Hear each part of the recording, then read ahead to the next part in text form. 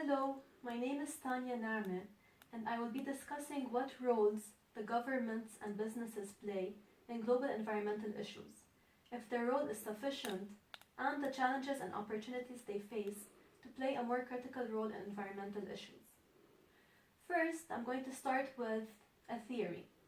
This theory suggests that humans are Earth's cancer, causing it to die a slow and painful death. Thus, examining and looking deeper into the matter through a theoretical microscope could help us understand this problem. Let us start with what global environmental challenges are. There are 15 main challenges. The first being the basic challenge, which is overpopulation. And stemming from this challenge comes 13 other challenges, which are natural resource depletion, loss of biodiversity, genetic engineering, waste disposal, urban extensions, pollution, deforestation, ocean acidification, ozone layer depletion, acid rain, water pollution, public health issues, and global warming. These 13 challenges lead to the final challenge that is going to be our main focus, which is climate change. So now we are going to see the role businesses and governments play in environmental issues. These two entities play both a positive and negative role. So we're going to start with the positive role governments play on environmental issues. If you look from the outside on an international level, we can see that the United Nations plays a major role in promoting global issues. And stemming from the United Nations, we can see a lot of conventions and conferences that deal with this issue, and they are listed in front of you. Therefore, on a domestic level, it is up to the government to sign these environmental conventions. So, by signing these conventions, it would help in a positive, it could be seen as a positive role these governments play. Adding to this, we notice that in the laws, we can see more environmental laws being integrated, such as being obligated to recycle in the legal system of governments and states.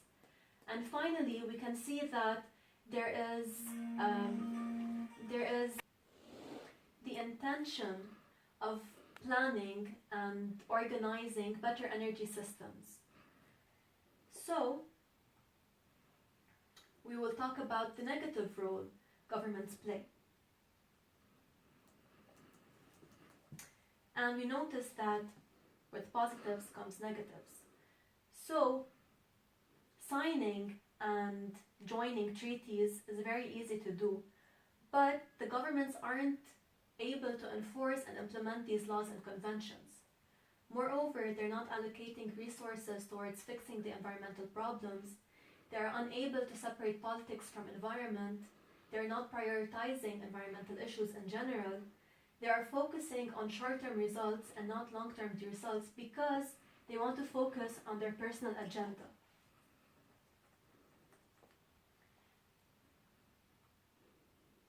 Now we're going to move towards the negative role businesses play. First, I would like to mention a study done by Suzanne Goldenberg that claims that the climate crisis has been caused by 90 businesses. So we wonder what these 90 businesses are doing, and I listed a couple of things that could contribute to a negative impact on the environment. First, there's the use of fossil fuels. There is air, land, waste, and water pollution. There is the use of unnatural fertilizers in agricultural lands. The use of non-renewable sources of energy, and I will be mentioning renewable sources of energy and non-renewable sources of energy later on in the presentation. Moreover, there is genetic engineering for plants, for humans, for food and animals. So Also, finally, businesses generally tend to focus on numbers and mass production and profit before focusing on the environment. Now, on a more positive note, the positive roles businesses play. There is the Climate Group, which is a 10-year-old organization, and it has been one of the first in the world to showcase positive engagement by the private sector on climate change, and works closely with regional governments around the world. They organize a week-long conference, yearly organize a week-long conference in Paris called the Climate Week, and a summit called the Business and Climate Summit. We can also see that the innovation in technology is leading to cheaper solutions for climate change. For example, in Dubai, they are building a 200 megawatt solar plant that will generate electricity at 4.5 cents per kilowatt per hour. And finally, we can see that big businesses have a major reach and thus have the ability to raise awareness and influence positive behavior towards the environment. After looking at the positive and negatives, we realize that the negatives outweigh the positives. So we can conclude that their role is not really sufficient in helping the environment. So now we're going to look at the challenges, because we have to ask why their role isn't sufficient. When we look at the businesses generally have to deal with cost and profit versus quality and effect on environment. They also have to deal with supply and demand issues that could sometimes mean harming the environment in the process, because, as previously mentioned, profit is what keeps the business running. And finally, an important challenge businesses face is the fact that they can't make decisions where it counts, and they are forced to follow government decisions that stem from political-based policies. When it comes to the government, the main problem here is that signing treaties and laws can be very easily, as previously mentioned, especially when the plans are long-term, because the people signing these laws and treaties and making promises won't be accounted for their actions due to their short-term candidacy. Moreover, government officials fear not being re-elected and thus make decisions that please voters and not the environment.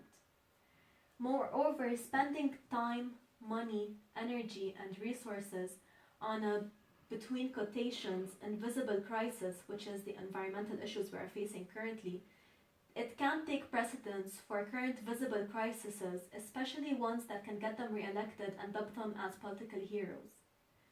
And finally, the ability to enforce certain laws are challenges on their own. Dealing with mass number of people is the main reason why enforcing these laws is hard. Having to deal with one person is easier than a mass number of people. Now, we're going to move towards the opportunities. I would also like to call these opportunities incentives. So, first of all, government opportunities. They can first start with enforcing a carbon tax. Now, what is a carbon tax? The government would usually take taxes from any business or project that releases a certain amount of fossil fuel. And thus, eventually, by taking money, because businesses don't want to lose money, they want to make profit, as previously mentioned. So this would eventually lower the emissions of these gases in the long run and increase government's budget that can go towards investing solutions for environmental issues. The same thing, the same outcome would happen with the cap and trade program that's being implemented in California, where in cap and trade, you would take businesses and projects and give them a certain allowed amount of X amount of emissions per year and Y number of installments. And thus, the closer they are to reaching the X amount, the more they have to pay. This will limit the emissions of greenhouse and fossil fuel gases and also increase government budget for environmental issues, the same way the carbon tax would. And as previously mentioned, governments can invest in renewable energy sources. I said that I was going to mention this again. Investing in renewable energy sources, and they could also make money from them, for example, with recycling. Now for business opportunities. Also, I'm going to re-mention renewable sources of energy. By figuring out a way to use renewable sources of energy, that could decrease the cost for the energy they would actually have to use for the long run, and eventually will increase profit.